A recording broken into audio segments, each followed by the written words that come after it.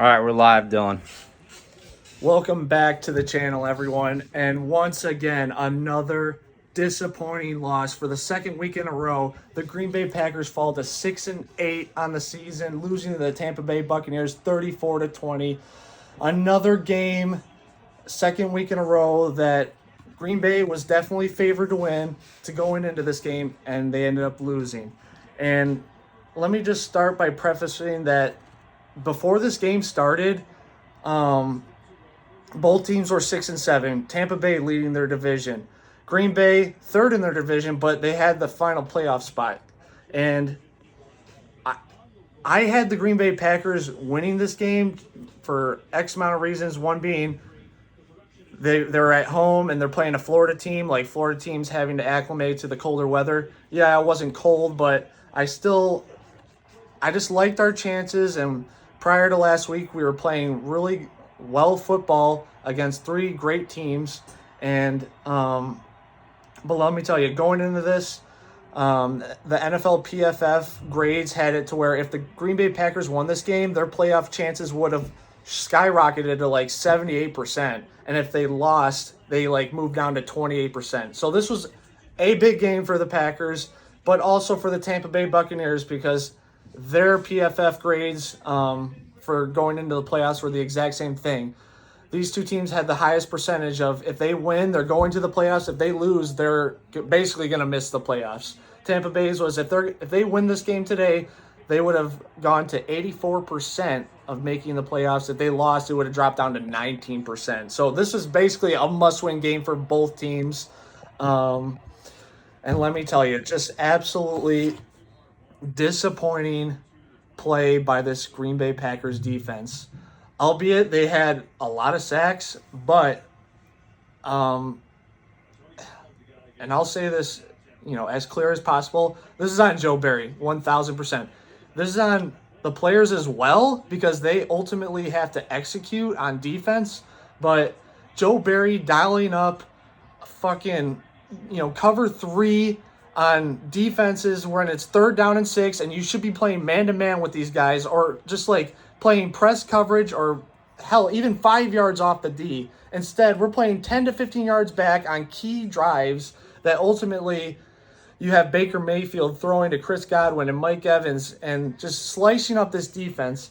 And I can't even tell you how frustrating it is watching this football team every single fucking week, where it's Joe Barry, once again, he's just trying to not let the big play in front of him. He's I'm not going to let anybody get a fucking 50-yard, 60-yard play. Yeah, sure, but they're just dinking and dunking all the way down the field for a field goal or a touchdown. Yeah, the Green Bay Packers defense has been great at no bend but break, break but no bend. They are great at getting them all the way down the field and just holding them to a field goal, but today was not the case. Baker Mayfield had a 158-yard passer rating, which is perfect. You literally can't be more perfect as a NFL quarterback. And then 4 touchdowns today, almost 400 yards passing. Baker Mayfield, Baker Mayfield is not a top 15 quarterback in the NFL. And he's fucking throwing almost 400 yards on this defense. That should say a lot of things. Albeit, you didn't have Jair Alexander in there. It's a 6th game in a row that he's missed. I'm starting to question, I don't question his injury, but there's a lot of things that are going on in this organization right now that's confusing, because in a lot of press conferences with Matt LaFleur, it almost seems like he's not that sure what's going on with Jair either, because Jair is just such a different player, and XYZ. It's just hard to really tell what's going on with Jair, because if he's been gone for 6 games, and they would have put him on the IR, which is automatically 4 games lost. But for not having that, he's just been on the field, or he hasn't been on the field, and it's just why isn't he in the game? He's practicing. It just makes you think that there's something going on in the background. So there's been problems on the defense, at least this week. Oh, yeah. What do you think is the answer for next week? You said maybe the play calling on defense. Mm-hmm. Do you think it's play calling, or is there other problems? It's 1,000% play calling, but like I mentioned earlier, the defense can definitely execute a lot better. I think they're getting great pass rush. I mean, hell, today Kenny Clark, who I absolutely love, had 2 sacks today. Lucas Van Ness, the first-round rookie, had a sack today. Devontae Wyatt, the other first-round pick from Georgia, had a sack today. Kingsley Enagbari with a strip sack on Baker Mayfield that saved the 4th and goal fucking fuck up on the offense that ultimately gave them the ball back at the 5-yard line and got them to score. So I think they're getting great pressure on the defensive line. They're just like, the offense is doing their part too, and they're holding them. But I think it's the guys are just playing I just want to see more man-to-man stuff and like situational football where it's like, hey, it's 3rd down and 8. Like, maybe let's not play like 10 yards off. Because a perfect example, the very first drive, Tampa Bay, the first 3rd down, it's 3rd and 6. And they got 3 wide receivers on the outside. All our nickel guy and our 2 cornerbacks are literally playing 12 to 13 yards off the ball. And what do? They just do a quick 8-yard hook for a first down. Like pitch and catch shit. Like that's where Joe Barry needs to be better at putting these guys in better positions to ultimately have success. And tackling was a bad one this game. Obviously that last game ending touchdown, the big play wasn't on Joe Barry. It was us, I believe it was David Moore. He caught that touchdown pass. He catches the ball, and our 2 guys could just completely whiff. They had good coverage. They just completely whiff, and then the guy runs for like 40 yards for a touchdown. So it's just really frustrating to see how this defense has been playing. Like, the offense played well enough to win this football game, like 1,000%. But week after week, the defense is just it's not even I don't want to say it's the players, but it's just they're just not being put in good situations. And I know everybody's going to be clamoring for Joe Barry to be fired this week. And to be honest, like, I would be happy if that happened. But you look at the coaching staff on the defensive side, name one fucking player or name one fucking coach that is going to take over this defense and then be like, and you're happy with it. I'll wait. Because there's nobody. There's literally nobody. There's not the defensive line coach, not the linebackers coach. There's nobody on this defense that you want to take over. You got to hire, like, in the offseason. You got to find a guy like, a Brian Flores, Bill Belichick, whatever type guy. You got to find these guys and bring them in, because that's why I'm not a big advocate on firing Joe Barry right now, but he's definitely should be gone at the end of the year. But right now, a lot of people are going to be clamoring for it. I just don't think it should happen, because that you're just like asking for, because nobody's going to fix this defense within a week. And how did Jordan Love look today? Jordan Love, I thought, played a lot better, especially coming off last week. He was a lot better. He was 29 for 39, 284 yards, 2 touchdowns, and you love to see 0 picks. I thought he played great. Definitely, there's probably like 5 balls that he would probably himself would say he wants to have back. But I thought he played a great game. Aaron Jones came back today. It was just so nice to have him.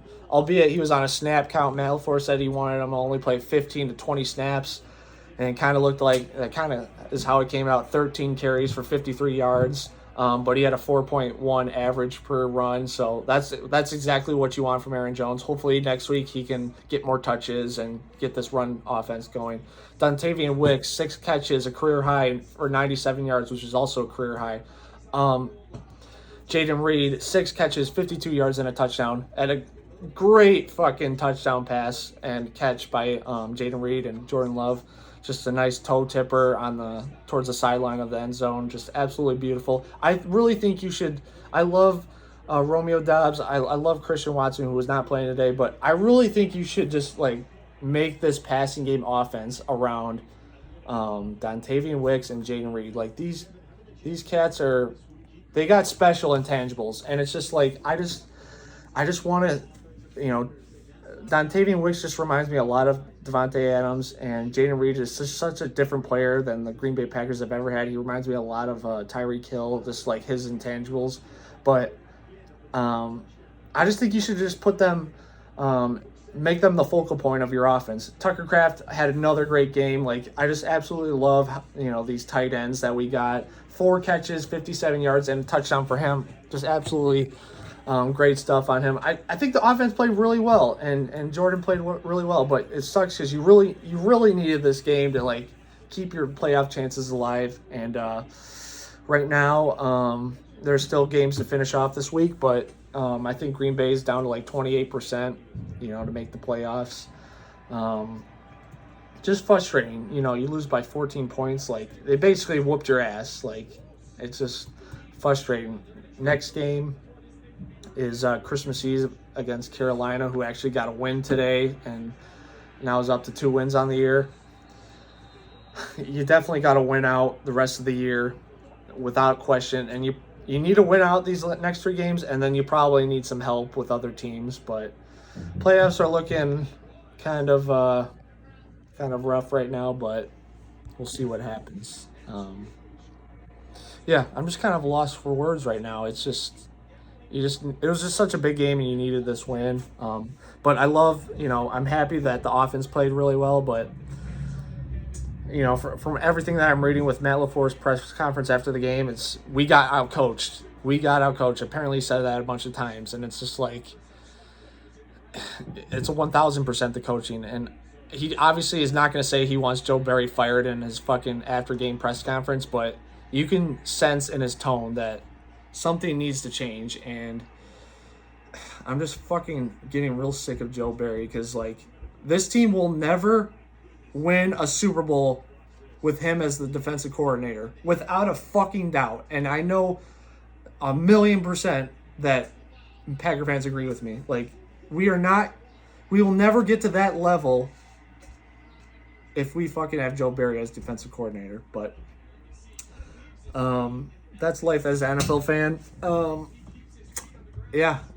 think that's all I have. We should get the win next week, but nothing's guaranteed with this team, because we're gonna beat teams that we shouldn't beat, and then we're gonna lose to teams that we should beat. So kind of is what it is. And just want to thank you guys for watching, and really appreciate you guys.